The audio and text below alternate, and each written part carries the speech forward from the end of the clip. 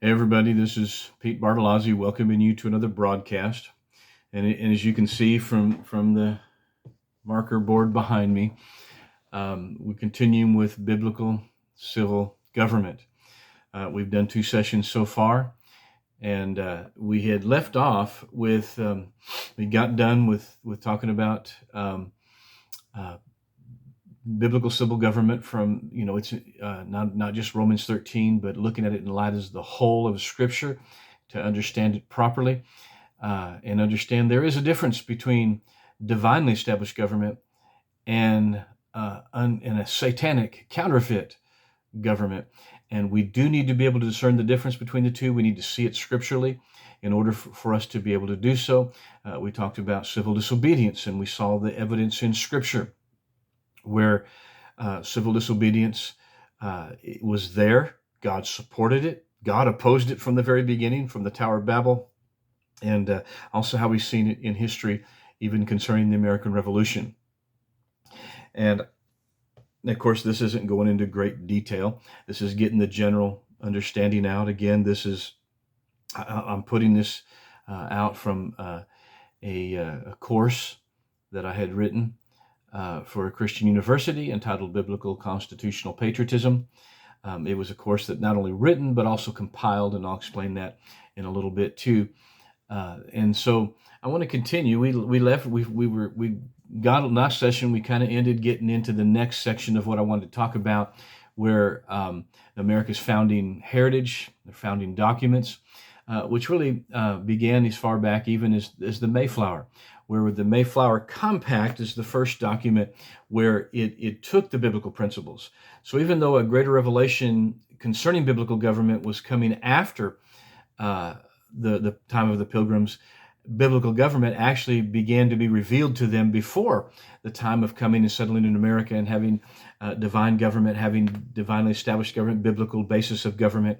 And so it was the first document that was established where government was by the consent of the governed, where they voted in their leaders, and then of course their leaders would be accountable to them. They can vote them, and then vote in somebody else if leadership was in the wrong. And so this was the first document to establish, at least as far as our history is concerned, a document established to establish biblical civil government, and in our country especially, where it was government of the people, by the people, and for the people, as Lincoln stated in his address. This is where it really began to be acted upon.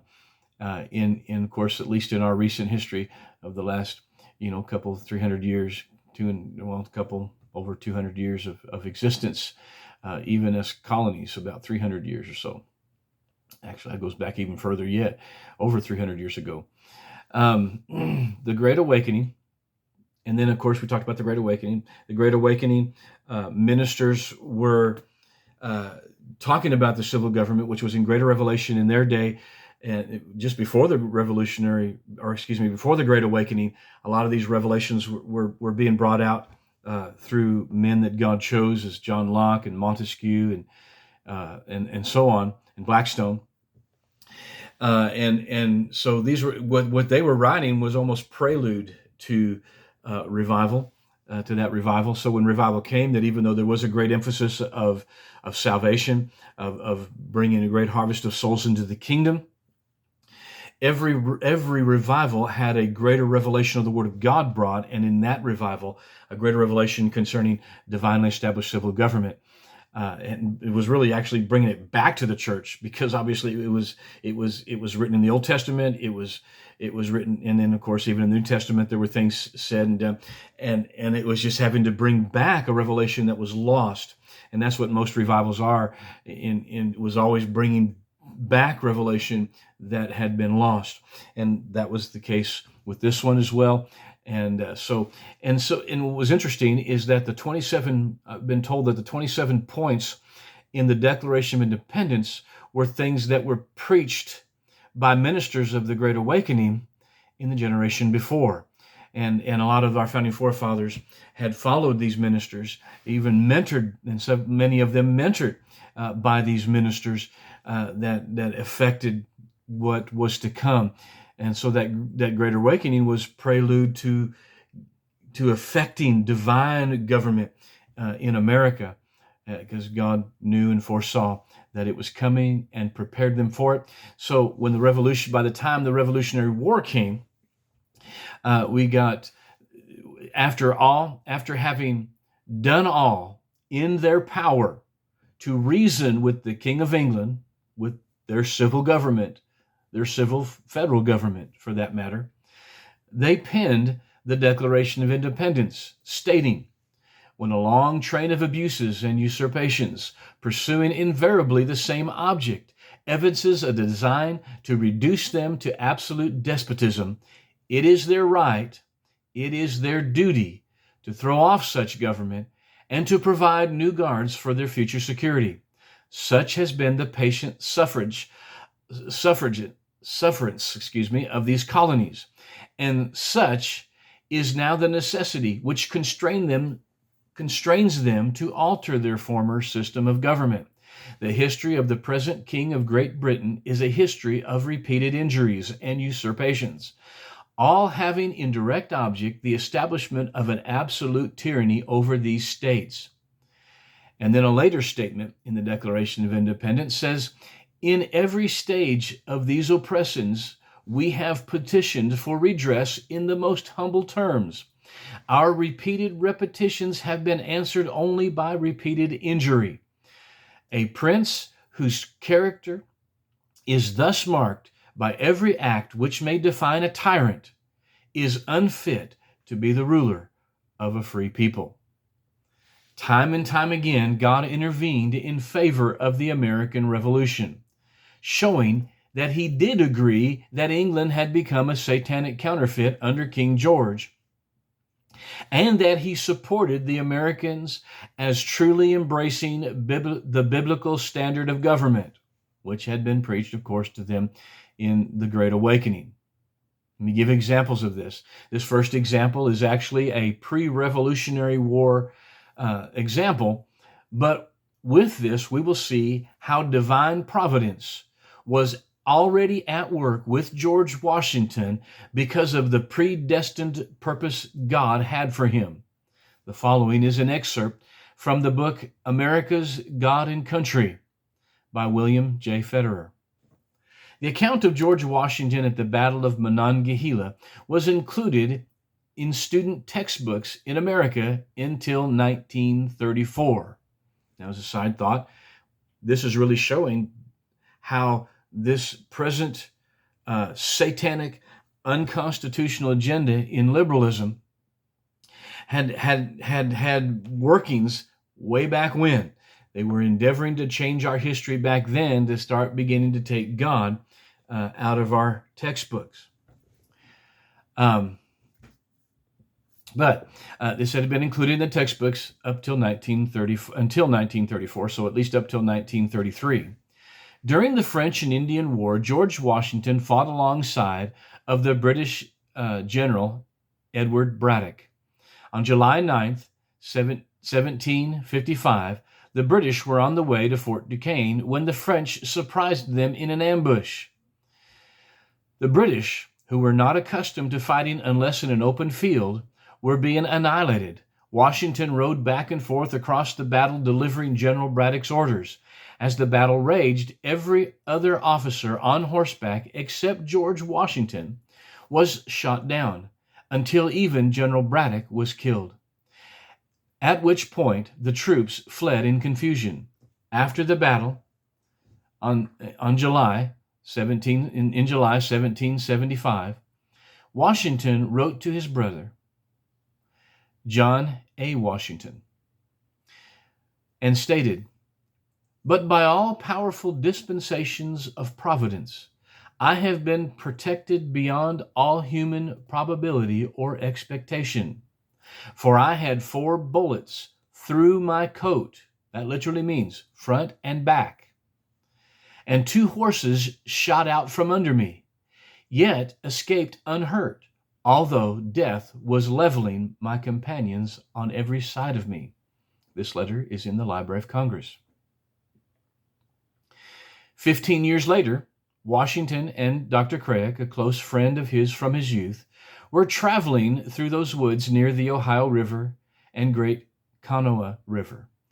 There, they were met by an old Indian chief who addressed Washington through an interpreter, stating, "I am a chief and ruler of my tribes. My influence extends to the waters of the Great Lakes and to the far blue mountains. I have traveled a long and weary path that I might see the young warrior of the great battle.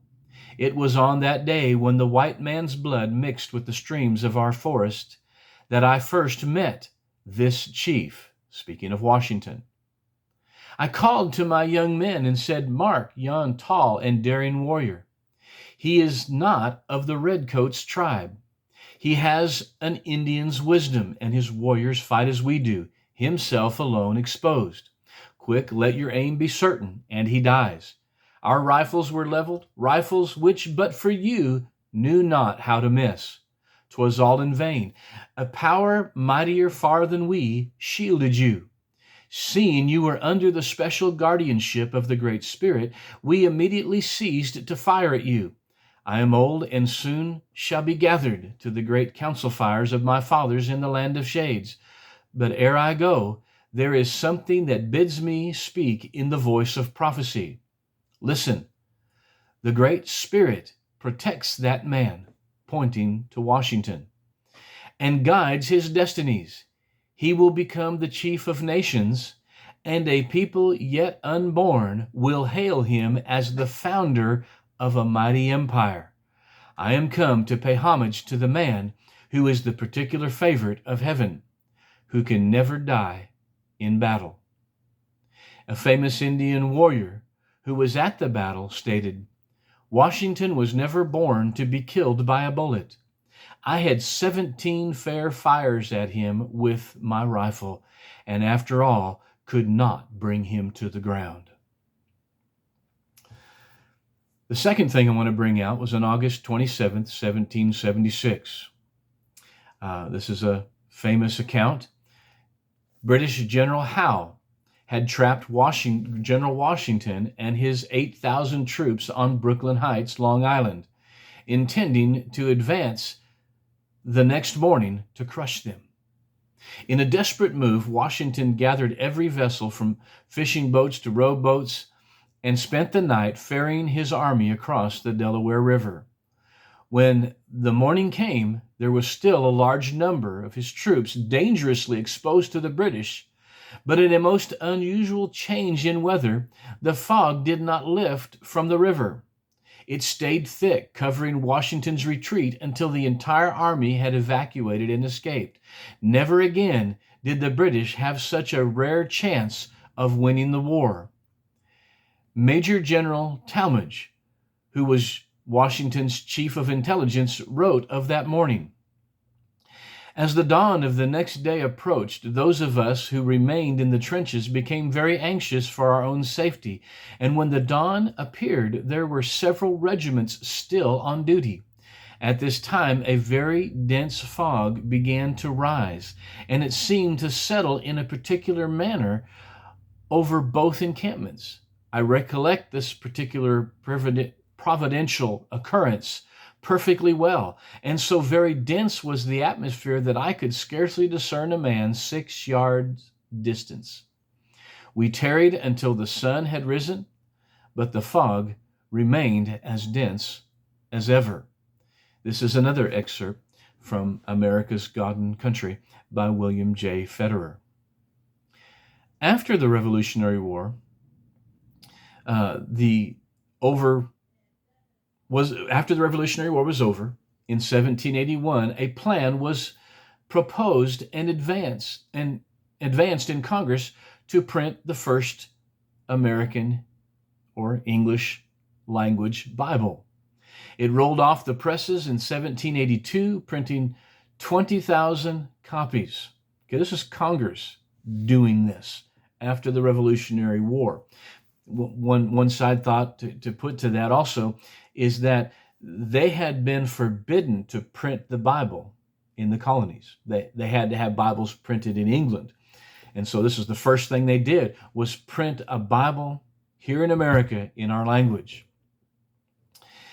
And Congress had printed it with a declaration that it is to be a neat edition of the Holy Scriptures for the use of schools. And Congress also printed in it their endorsement stating, resolved that the United States in Congress assembled recommend this edition of the Bible to the inhabitants of the United States. Because of the release of this edition of the Bible, one early historian stated, who will call in question the assertion that America is a Bible nation? Who will charge the government with indifference to religion when the first Congress of the United States assumed all the rights and performed all the duties of a Bible society long before such an institution had existed in the world? The Constitutional Convention, called in 1887, was actually to revise the Articles of Confederation. After weeks of debate and argument, they finally realized that they needed to discard the Articles of Confederation and start from scratch to write a constitution, and thus became a constitutional convention, even though that was not their original intent. And then you get into America's founding documents, and which is really the founding document, is the Declaration of Independence. The Constitution of the States was built upon the Declaration of Independence. Now, a lot of what I wrote, a lot of what I put together in this course, Biblical Constitutional Patriotism for a Christian University, I say I wrote and compiled. Now, a lot of what I've presented so far was stuff that I wrote, that God gave me as far as revelation from Scripture, as well as some things I searched out on my own, some of which I did learn from several sources, of which one of them was David Barton. And a lot of what I wrote in the course from this point on came from not only David Barton, but Rick Green.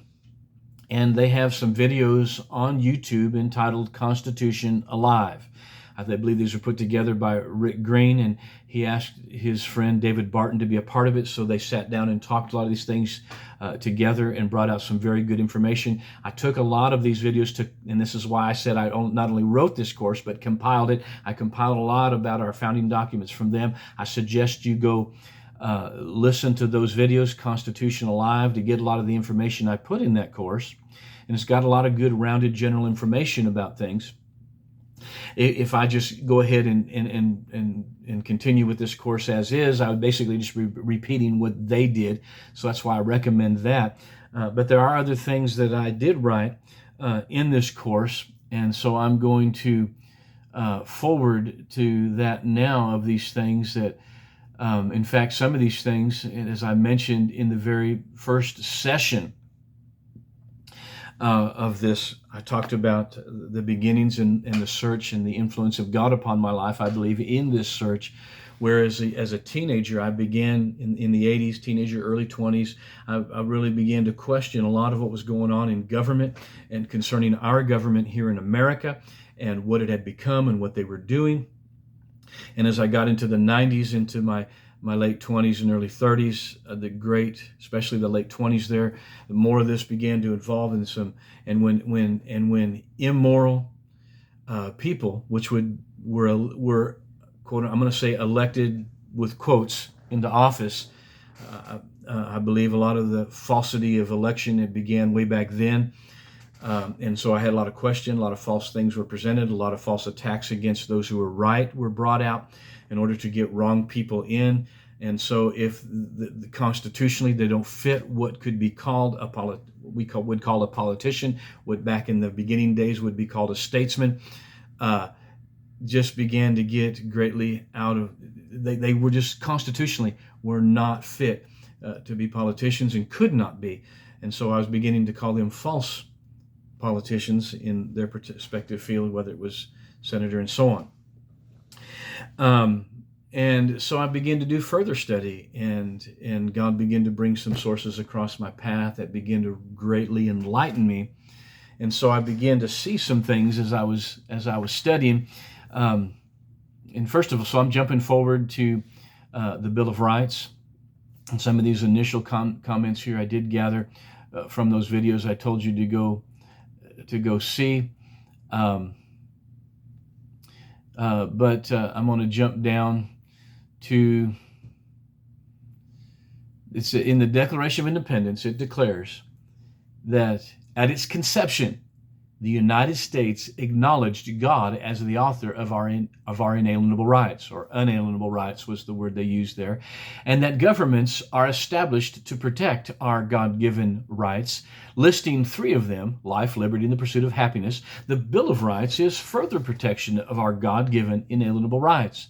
Our founding fathers told us what inalienable rights are.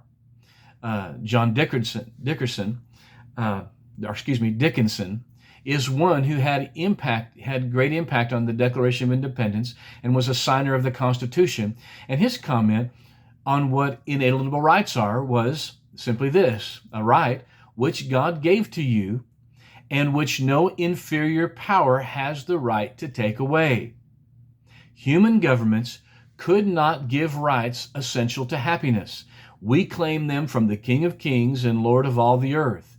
They are not annexed to us by parchments and seals. They are created in us by the decrees of providence, which establish the laws of nature. They are born with us, exist with us, and cannot be taken from us by any human power without taking our lives. Alexander Hamilton stated concerning inalienable rights that they are not to be rummaged from among old parchments or musty records. They are written as with a sunbeam in the whole volume of human nature by the age of the divinity itself, and can never be erased or obscured by mortal power or human power, man's power. Or anyway, Samuel Adams, concerning inalienable rights, stated that they are imprinted by the finger of God on the heart of man. And John Adams, concerning inalienable rights, said that they are antecedent to all earthly government, rights that cannot be repealed or restrained by human laws, rights derived from the great legislator of the universe. Antecedent simply means that these rights came before civil governments because God put them in us at creation. The First Amendment states, Congress shall make no law respecting an establishment of religion or prohibiting the free exercise thereof or abridging the freedom of speech or the press or the right of the people peaceably to assemble and to petition the government for a redress of grievances.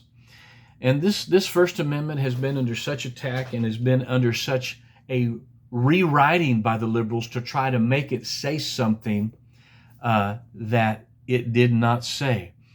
In fact, it makes me want to go back here in my notes, if I can find it, concerning something that Thomas Jefferson said concerning the Declaration, concerning our founding documents, the Constitution of the United States, and so on. I'm not quite going far back now. Sorry to make you wait here. I really want to go back and read this if I can find it. It was right at the very beginning of comments concerning our founding documents. Get back here. Okay, there's the preamble, so I'm really close now. Concerning some founding statements. No, I guess I'm not finding it. I guess I got to get to the Constitution of the United States. There goes the preamble. There's the executive branch. Oh well, I don't seem to be finding it. Because there was some things stated by Thomas Jefferson, which I was hoping to find right at the outset, but I don't see it. I'm going back to the beginning, and I'm actually coming to Here it is. Declaration of Independence. No, that's not it. So I guess I haven't gone back far enough or whatever. Oh, here it is. Found it. Sorry to make you wait. Concerning the Constitution, Thomas Jefferson stated this: instead of trying what meaning may be squeezed out of the text or invented against it, conform to the probable one in which it was passed. And the only way you can do that is to go back and look at the statements from the men who wrote it to know exactly what they meant in what they said. And it seems that that's what the liberals have been doing, trying to squeeze definitions that are not there out of it, and to try to invent a new thinking behind the words that is actually against it, against what it was originally meant to be. Now I want to get back to where I was at.